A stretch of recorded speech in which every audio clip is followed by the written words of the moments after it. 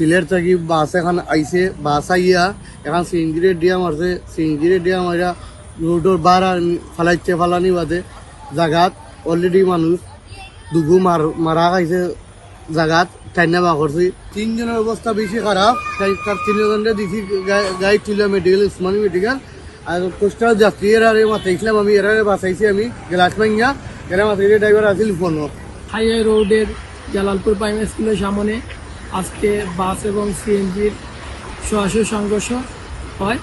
আমি জালালপুর প্রাইমারি স্কুলের সহকারী শিক্ষক, আমি প্রত্যক্ষভাবে দেখেছি এবং ঘটনাস্থলে দুইজন পুরুষ সিএনজির চালক এবং আরেকজন সামনে ছিল, দুইজনেই মারা যায় এবং দুইজন মহিলা সিএনজির যাত্রী সম্ভবত রাস্তায় মারা যেতে পারে। আমরা কোনোভাবে ওদেরকে উসমান মেডিকেলে পাঠিয়ে দিয়েছি। আমাদের ধারণা এই বাসের একজন মহিলা বলেছে বাসের চালক মোবাইল ফোনের মধ্যে ছিল। এই সুবাদে আমরা বুঝতে পারি হয়তো বাসের চালকের এই দোষ সম্ভবত। আমরা দেখতে পাচ্ছি ওই বাস এবং সিএনজির মধ্যে যে সংঘর্ষ ঘটে, সিএনজিটি ছিল নাম্বার প্লেটবিহীন।